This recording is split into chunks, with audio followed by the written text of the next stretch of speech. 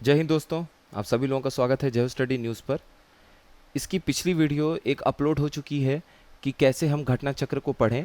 इस सीरीज़ में हम सभी सब्जेक्ट की बुक्स को देखेंगे। उससे हमें बेटर आइडिया लग पाएगा कि हमें किस तरीके से और बेहतर तरीके से घटना चक्र को पढ़ सकते हैं। तो पिछले वीडियो को आप लोग ज़रूर देख लीजिएगा, उससे भी काफ़ी चीज़ें आपको आइडिया लग जाएंगी।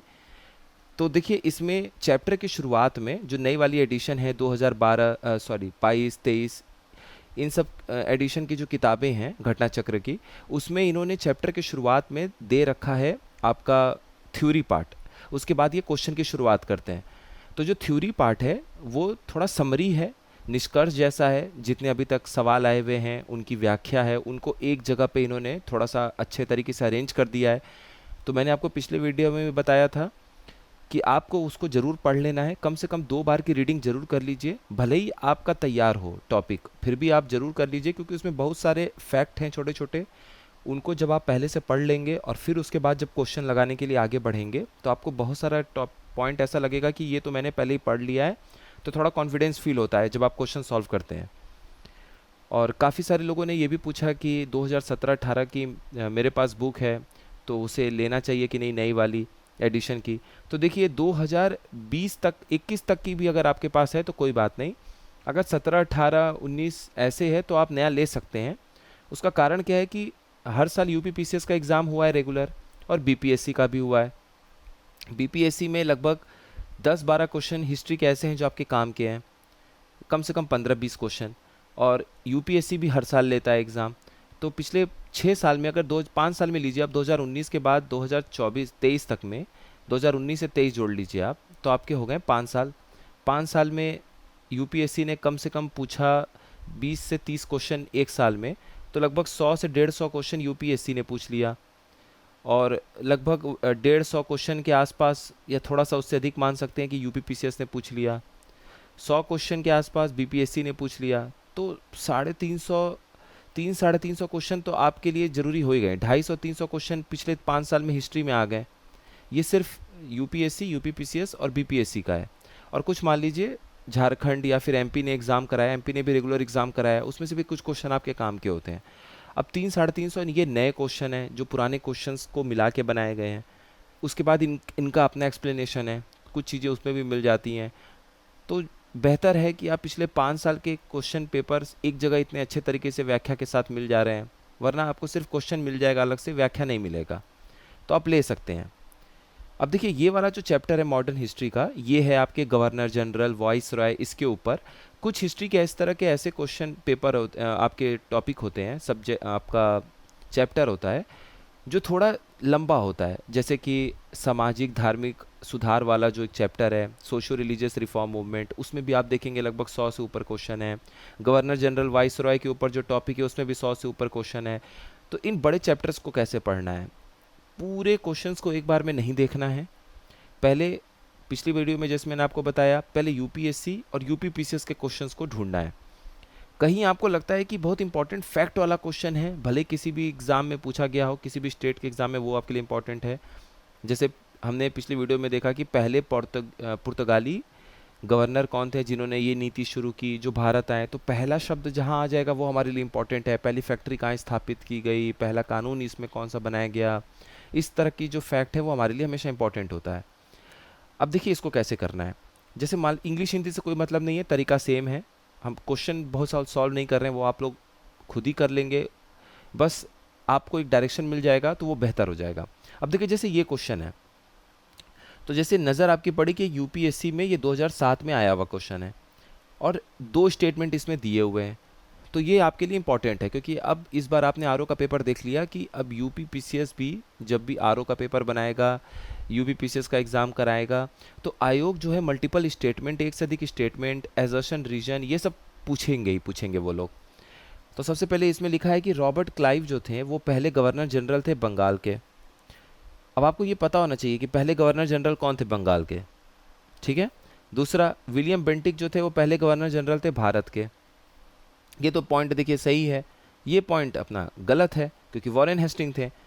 अब यहाँ पर सिर्फ आपको आंसर अगर आपका सही भी आ जाता है तो इतना करना केवल काफ़ी नहीं है। अंदर जाइए, सॉल्यूशन देखिए, फिर यहाँ पर कुछ चीज़ें आपके लिए एक्स्ट्रा आ जाएंगी, जैसे इसमें लिख दिया कि चार्टर एक्ट था, अधिनियम था 1833 का, ठीक है। उसने कोशिश किया कि भारतीय प्रशासन जो था उसको फिर से उसका केंद्रीकरण करना है, सेंट्रलाइजेशन करना है, इसीलिए विलियम बेंटिक को भेजा गया। विलियम बेंटिक उसके पहले से थे, लेकिन उनको भारत का पहला गवर्नर जनरल घोषित कर दिया गया। तो इसके आसपास के फैक्ट को पढ़ लीजिए। अब आगे बढ़ना है, ठीक है। आगे आगे क्या है, अब जैसे ये क्वेश्चन देखिए, ये है अपने आरओ यारो में पूछा गया है, तो ये तो मोस्ट इंपॉर्टेंट है। तो इस तरह के क्वेश्चन के आगे डबल स्टार ट्रिपल स्टार बना लीजिए, जो यूपी पीसीएस में हाल ही में आया हुआ हो। और आरओ इसलिए इंपॉर्टेंट है कि आरओ आपका 2-3 साल में एक बार पेपर होता है। शायद ही कभी 1-2 साल ऐसे बीते हैं जिसमें रेगुलर लगातार 2 साल एग्जाम हो गया हो, जैसे 2013-14, ठीक है ना, 2016-17, नहीं तो ऐसे गैप में आता है। तो ये इंपॉर्टेंट क्वेश्चन है। अब इसमें बोला है आपसे कि क्रोनोलॉजिकल ऑर्डर में लगाना है।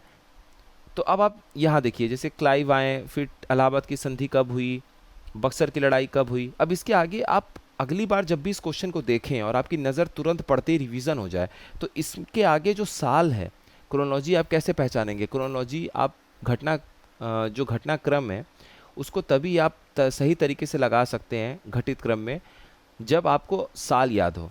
तो उसके आगे साल लिख लीजिए प्रश्न के आगे। तो क्लाइव कब भारत आए, ये आपको पता होना चाहिए। इलाहाबाद की संधि 1765 में हुई। बक्सर की लड़ाई कब हुई, सबको पता है। वॉरेन हेस्टिंग भारत के या बंगाल के गवर्नर बने। तो इस तरीके से आप इसके आगे साल लिख लीजिए। देखिए यहाँ पर चीज़ें लिखी हुई हैं। अब कुछ जो बहुत ज़्यादा इम्पॉर्टेंट फैक्ट हैं, जैसे बक्सर की लड़ाई, इलाहाबाद की संधि, आपसे अगर हो सके, अभी जैसे समय है, तो आप डेट सहित याद रख लीजिए। पहले क्या करना है, एग्जैक्ट डेट नहीं याद रखना है, शुरू में पहले महीने के आसपास देखिए कि जैसे बक्सर की लड़ाई 22 अक्टूबर को लड़ी गई, तो आप ऐसे याद कर सकते हैं कि थोड़ा थोड़ा ठंड का मौसम रहा होगा, गर्मी में लड़ाई नहीं हुई होगी, क्योंकि गर्मी में जो लड़ाई थी वो प्लासी का युद्ध था जून में। तो फिर आप महीने के आसपास पहुंचेंगे, फिर 1-2 बार और देख लेंगे तो डेट याद हो जाएगा। कभी कभी टफ क्वेश्चन बनाने में वो लोग जो इंपॉर्टेंट फैक्ट होता है, जैसे बक्सर की लड़ाई, प्लासी की लड़ाई, जो सबको पता होती है लेकिन एग्जैक्ट नहीं याद होता है डेट कौन सा है, तो वो आप याद कर लीजिए, आपको एडवांटेज ही होगा उसका। फिर हम जैसे आगे बढ़ें, अब यहाँ देखिए है तो ये क्वेश्चन किसका, बीपीएससी का 2020 का। तो बीपीएससी का जो लेटेस्ट एग्जाम है 2020 का 66th हुआ, उसके बाद 67th हुआ, उसके बाद 68th हुआ, उसके बाद 69th हो गया। अब जो आपका होगा सितंबर में वो 70th होगा। तो 64th बीपीएससी से जो अभी तक के क्वेश्चन है, या 60 से 62nd वाला जो 2016 में हुआ था, उसके बाद से जितने क्वेश्चन है वो भी देख लीजिए एक बार। अब उसमें जो इंपॉर्टेंट फैक्ट है वो देख लीजिए, जो बिहार स्पेसिफिक है उसको छोड़ सकते हैं, जो लोग बीपीएससी का एग्जाम देना चाहते हैं वो दे सकते हैं। पहले गवर्नर जनरल कौन थे भारत के, तो फर्स्ट आपको कहीं भी शब्द दिखाई दिया उसको बस देख लीजिए, आपको समझ में आ जाएगा। इसमें तो देखिए कोई नाम नहीं है, ऊपर हमने देखा था विलियम बेंटिक है। एक्सप्लेनेशन आप देख चुके हैं तो आपका समय बच गया।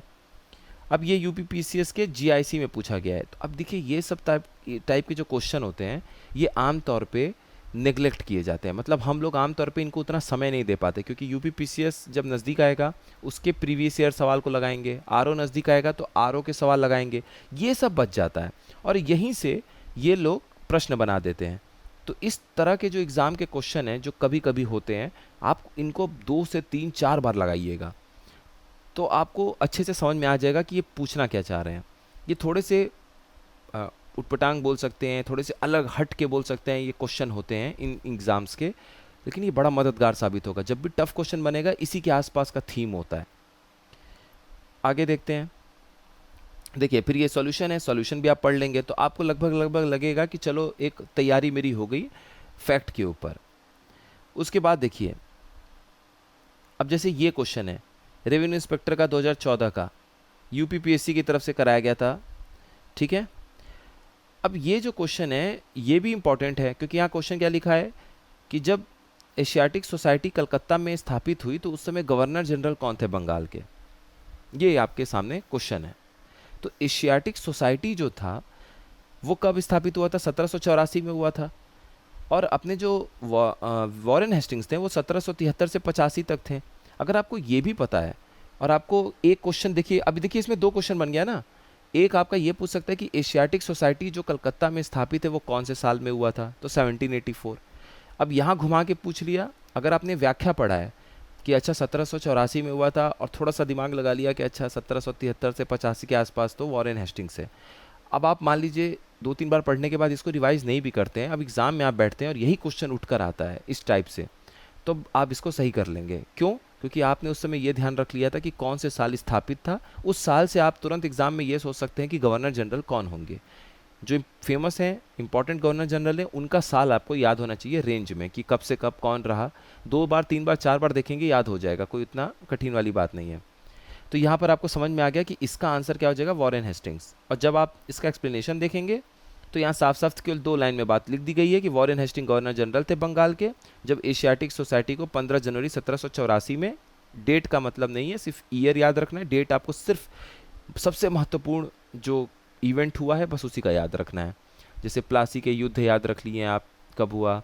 अभी हमने देखा कि 22 अक्टूबर 1764 में बक्सर की लड़ाई हो गई।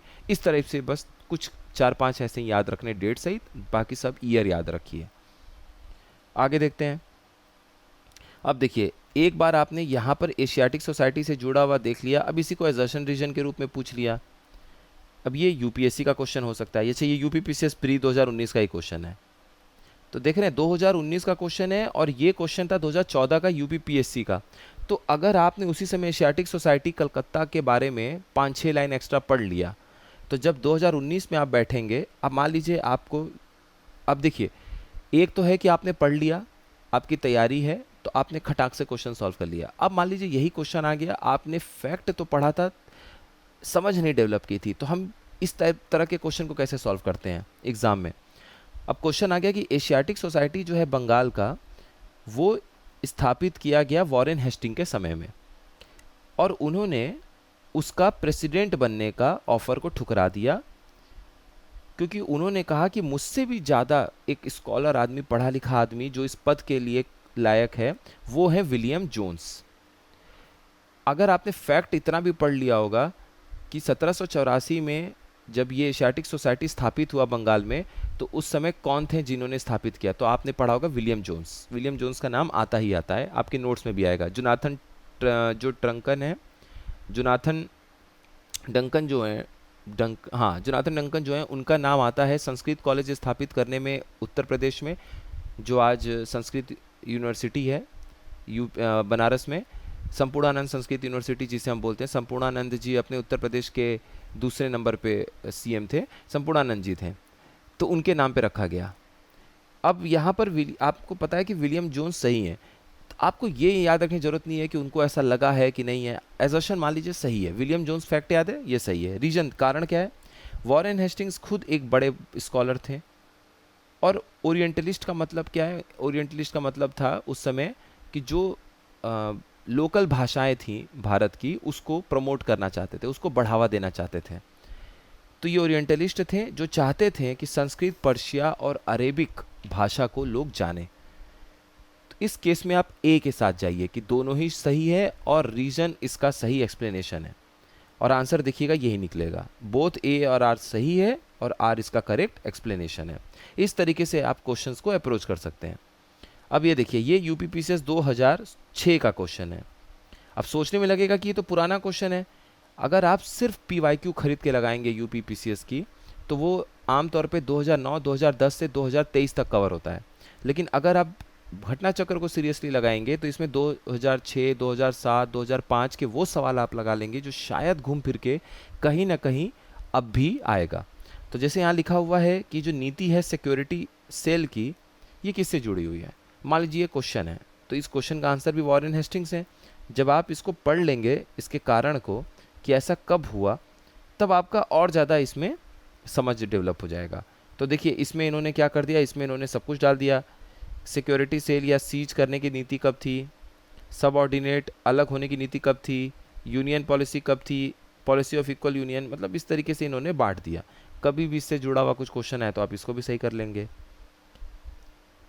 अब ये देखिए, झारखंड का ये क्वेश्चन है। अब पहले नज़र में इस पे मत आइए, जब एक बार रीडिंग आप पूरे इस चैप्टर का कर चुके हैं, जिसमें यूपीएससी, यूपीपीसीएस के सारे सवालों को आप लगा चुके हैं, तब आप आइए उन सवालों को देखने के लिए जो दूसरे दूसरे राज्यों में पूछा जाता है। अब इस सवाल में लिखा है कि रिंग फेंस की नीति जो थी वो किसने लाया था। अब हो सकता है कि बाकी सवालों को सॉल्व करते करते आप उसके व्याख्या में पढ़ चुके हो, लेकिन अगर ये सवाल फिर भी कहीं कवर नहीं हुआ है, तो जब आप दूसरी तीसरी रीडिंग में दूसरे राज्यों के परीक्षाओं के क्वेश्चंस को देखेंगे तो वहाँ से आपको समझ में आ जाएगा कि मेरा ये छूटा है कि नहीं छूटा है। अगर आपका नहीं छूटा है तो आपका रिवीजन हो जाएगा, अगर छूटा है तो थोड़ा सा डॉट बना लीजिए, एक अलग पेन यूज़ कर लीजिए और हर एक पेन के कलर से अपने दिमाग में बना लीजिए कि इस पेन का मतलब क्या होगा, इस पेन का मतलब क्या होगा। जैसे मान लीजिए मेरी जब भी पढ़ाई होती है तो रेड पेन का मतलब होता है प्री का फैक्ट और ग्रीन पेन का मतलब होता है मेंस का फैक्ट। तो अगर कहीं भी आप एक साथ प्री और मेंस की पढ़ाई कर रहे हैं, चाहे आप कोई एडिटोरियल पढ़ रहे हैं या फिर आप किसी किताब को पढ़ रहे हैं, आपको लगे कि ये पॉइंट इंपॉर्टेंट है मेंस के लिए तो उसको हरे पेन से अंडरलाइन कर दीजिए। आपको लगे कि ये प्री के लिए इंपॉर्टेंट फैक्ट है तो उसको रेड पेन से कर लीजिए। अब आप कभी भी उस किताब में दोबारा तिबारा चौबारा रिवीजन के लिए जाएंगे तो आपका दिमाग ऑटोमेटिकली सेट है कि रेड पेन देखने का मतलब ही है कि वो फैक्ट है, ग्रीन पेन मुझे ध्यान नहीं देना है, और जहाँ कोई अंडरलाइन नहीं है वो 2-3 बार के बाद पढ़ना ही नहीं है क्योंकि वो एक ही 2 बार की रीडिंग के लिए था। इस तरीके से आप पढ़िए। बहुत सारे क्वेश्चंस रिपीट होते हैं, जैसे देखिए बीपीएससी का ये सवाल है कि ये जो द्वैत शासन था, डुअल गवर्नमेंट सिस्टम बंगाल में कौन लेकर आया था। हालांकि ये सवाल पुराना है लेकिन देखिए 2-2 बार सेम क्वेश्चन रिपीट हो गया। इसी टाइप से बाकी भी आपके एग्ज़ाम के लिए पूछे जाते हैं यूपीपीसीएस में। अब जैसे ये सवाल देखिए, ये सवाल है कि कौन जो है इसमें से ब्रिटिश पार्लियामेंट में उनके खिलाफ महाभियोग चलाया गया था। ठीक है, इस तरह से सवाल है तो इसका आंसर क्या हो जाएगा, वॉरेन हेस्टिंग्स। अब ये देखिए 2010 में जीआईसी में भी गवर्नमेंट इंटर कॉलेज जो आता है एग्ज़ाम जीआईसी प्रिंसिपल का, उसमें भी यूपीपीएससी ने सवाल पूछा और उसके 4 साल पहले मेंस में पूछा। तो यूपीपीसीएस मेंस का 2017 तक का जो सवाल है वो आरओ के लिए बहुत इंपॉर्टेंट है। वहीं से घूम घूम के बहुत सारा सवाल आरओ में आता है, तो आप लोग ध्यान रखिएगा इसका। उसी तरीके से यूपीपीसीएस 1991 का क्वेश्चन है, हालांकि बहुत पुराना है लेकिन देखने में क्या जाता है। इन्होंने बोला कि जुडिशियल संगठन अपने देश में किसने स्थापित किया, तो कॉर्नवालिस हैं। कॉर्नवालिस के बारे में आपने पढ़ा भी होगा, कॉर्नवालिस कोड के बारे में पढ़ा होगा। इनको फादर ऑफ काफ़ी कुछ इनको फादर माना जाता है, प्रशासन का माना जाता है। इनको सिविल सर्विसेज के लिए भी बोला जाता है, फादर ऑफ सिविल सर्विसेज। इस तरीके से बहुत सारे इन्होंने सुधार किए थे। जो कार्यकारी परिषद है, एग्जीक्यूटिव है, कार्यकारी जो अधिकारी हैं, उनको अलग, उनके पास से जुडिशरी की पावर को अलग करने का काम किया था। तो इस तरीके से बहुत सारा चीज़ है जो कि इन्होंने किया था। तो यहाँ पे एक्सप्लेनेशन भी लिखा है। अब हिंदी वालों में, आप लोगों में हिंदी में एक्सप्लेनेशन प्रॉपर लिखा है, आप लोग उसको पढ़ लीजिए। ठीक है, ये यूपीएससी का क्वेश्चन है 2010 का। तो इस तरीके से आपको देखते हुए चलना है सारी चीज़ें। अच्छा, कुछ क्वेश्चंस आपको ऐसे मिलेंगे जो यूपी से जुड़े हुए फैक्ट के हैं। जैसे आप ये क्वेश्चन देखिए 17 नंबर का। अब इसमें सवाल क्या पूछा, यूपीपीसीएस में 2011 का सवाल है। इसमें पूछा है कि जो मकबरा है लॉर्ड कॉर्नवालिस का वो कहाँ सिचुएटेड है, वो गाजीपुर में सिचुएटेड है। अब ये है थोड़े से खास सवाल जो सिर्फ यूपी आधारित हैं। तो हिस्ट्री जब आप पढ़ रहे हैं उसमें आपको लगे कि यूपी आधारित कोई सवाल आपको मिल गया है तो आरओ के लिए तो इम्पोर्टेंट है ही, साथ में जब आप मेंस दे रहे हैं यूपीपीसीएस में तो ज़रूरी तो ऐसा नहीं है कि प्री में जो है वो यूपी से स्पेसिफिक क्वेश्चन ज़्यादा ना पूछा जाए। अभी तक नहीं पूछा जाता लेकिन हो सकता है आगे वो ज़्यादा पूछने लग जाए। तो इसीलिए शुरुआत से प्री के हिसाब से भी पढ़ाई करते रहिए। तो गाजीपुर का है तो आप इसके आगे क्या करिए, यूपी लिख दीजिए। अब यूपी लिखने से ये समझ में आ जाता है कि यूपी पे आधारित ये कहीं ना कहीं इतिहास का सवाल है। इस तरीके से आपको फ़ायदा मिलेगा। बाकी अब ये जो सवाल हैं यूपीएससी के, ये आपको नहीं छोड़ने हैं। अब ये इंपॉर्टेंट हो गए हैं आज के सवाल में, आज के दौर में जिस तरीके से स्टेटमेंट सवाल पूछे जा रहे हैं। अब ये सब जैसे सवाल हैं आपके, जैसे झारखंड में पूछा गया, लेकिन ये दूसरी तीसरी रीडिंग में आपको पढ़ना है कि पीडब्ल्यूडी पब्लिक वर्क्स डिपार्टमेंट जो है इसको कौन संगठित किया था 1845 से 85 के बीच में। तो बस आपका काम आसान हो गया, 1885 से 55 के बीच में कौन था जो पब्लिक वर्क्स डिपार्टमेंट को पीडब्ल्यूडी को संगठित करेगा। 1857 की क्रांति हुई, 1856 तक डलहौजी थे, 1848 से लेके 56 के बीच में, और 1857 के कुछ समय पहले 56 के एंड में कैनिंग आ गए थे। तो ये जो टाइम पीरियड है, पीडब्ल्यूडी को स्थापित करने वाला, टेलीग्राफ स्थापित करने वाला, रेलवे चलाने वाला, ये सारे के सारे काम किसने किए थे, डलहौजी ने। तो आप वहाँ से भी इनको पकड़ लेंगे कि अच्छा ये हैं। अब ये सवाल देखिए कि जो विधवाओं के पुनर्विवाह को लेके अधिनियम बना था, विडो रीमैरिज एक्ट, ये किसने लागू किया था। सवाल ध्यान से पढ़िएगा, इसमें बोला है कि इम्प्लीमेंट किसने किया था, ये नहीं बोला है कि कब बना था। तो ये कब लागू किया गया था? ये लागू किया गया था लॉर्ड कैनिंग के समय में, 1857 अंठावन के आसपास में। ठीक है, 1856 में ये कानून बना था और उन्हीं के समय में ये पास हुआ था। अब देखिए इस सवाल से आपको कितना कुछ जानने को मिलेगा। पहली बात कि ये लोअर सबऑर्डिनेट का सवाल है, लेकिन आपके लिए आज भी ये यूपीएससी में भी आ सकता है, ये आरओ में भी आ सकता है, ये पीसीएस में भी आ सकता है। और इसके व्याख्या में देखिए कि आपको और क्या नॉलेज मिल जाएगा कि विधवाओं के जो पुनर्विवाह का ये अधिनियम है ये 1856 में पास हुआ। तो पहली बात तो आपको यहाँ से ये पता चल गया किस साल में पास हुआ, किनके समय में पास हुआ, कैनिंग के समय में पास हुआ, किसके कोशिशों के बाद ये पास हुआ। तो इसमें नाम आता है ईश्वर चंद्र विद्यासागर जी का। अब ईश्वर चंद्र विद्यासागर जी का नाम लेके अगर आपसे पूछ दे कि इनका योगदान समाज के किस क्षेत्र में समाज सुधारक के रूप में जाना जाता है, तो विधवाओं की पढ़ाई के लिए, विधवाओं की शिक्षा के लिए, विधवाओं के पुनर्विवाह के लिए। तो विधवाओं के पुनर्विवाह की जब भी बात आएगी तो उसमें ईश्वर चंद्र विद्यासागर जी का नाम आ जाएगा सामने। तो यही ईश्वर चंद्र विद्यासागर जी का नाम आप फिर से पढ़ेंगे सामाजिक धार्मिक सुधार आंदोलन वाले चैप्टर में, सोशियो रिलीजियस रिफॉर्म मूवमेंट में। वहाँ पे डीके कार्वे जी का नाम आता है और ईश्वर चंद्र विद्यासागर जी का नाम आता है। तो डीके कार्वे जी का क्या नाम आता है उसमें? जो आपके पुनर्विवाह नहीं, जो आपका शिक्षा, जो शिक्षा का आपका विधवाओं का शिक्षा का जो बात होता है उसमें डीके कार्वे जी का नाम आ जाता है। हालांकि उनके समय में पुनर्विवाह भी हुआ, लेकिन पुनर्विवाह के लिए जो असली श्रेय है वो ईश्वर चंद्र विद्यासागर जी को जाता है। तो यहाँ से आपको ये भी पता चल गया। तो इस तरीके से आपको चीज़ें पढ़नी है। अब आप यहाँ क्या कर सकते हैं, यहाँ पे एक्ट में ये भी देख सकते हैं कि किस साल तक के बच्चों के लिए इन्होंने शादी जो है वो रखी थी वैध तरीके से। आगे देखिए, अब देखिए ये कहीं ना कहीं यूपी लिखा हुआ, यानी कि यूपी से जुड़ा हुआ हो सकता है। कैसे? इसमें है कि क्वीन विक्टोरिया ने जो घोषणा किया था 1857 की क्रांति के बाद 1 नवंबर 1858 को, वो कहाँ पे हुआ था, उनकी घोषणाएं कहाँ पढ़ी गई थी? तो वो इलाहाबाद में पढ़ी गई थी लॉर्ड कैनिंग के द्वारा। अब ये यूपी पीसीएस 2001 का सवाल है, आज से 23 साल पुराना सवाल है, लेकिन इसका जो महत्व है वो आज भी है। तो ये यूपी का जुड़ा हुआ है तो आप यूपी आगे लिख दिए। उसी तरीके से देखिए सेम क्वेश्चन, ये यूपी पीसीएस में 2009 का है, अब ये 2001 का था यूपी पीसीएस प्री में, 8 साल के बाद यही सवाल दोहरा दिया गया। देखिए क्या लिखा हुआ है कि क्वीन विक्टोरिया का ये जो प्रोक्लेमेशन था, उद्घोषणा था, इसको लॉर्ड कैनिंग ने 1 नवंबर 1858 को कहाँ पढ़ा। और देखिए ये क्वेश्चन नंबर 68 और ये क्वेश्चन नंबर 70 दोनों सेम है। तो इस तरीके से रिपीट हो जाते हैं ये सवाल। ठीक है, तो कुल मिला के ये दिखाना। आप देखिए अब यहाँ पर अगला क्या बोल दिया कि क्वीन विक्टोरिया को भारत की महारानी कब घोषित किया गया था। तो ये एक और दरबार हुआ था ना लीटन के समय में, 1857 में, 77 में, उस समय हुआ था। तो इस तरीके से आपको पढ़ना है। अब ये मॉडर्न हिस्ट्री में 2 से 3 वीडियो और आएगा, आप लोग ध्यान से देखते रहिएगा, उससे आप लोग को और अच्छा आइडिया लगेगा।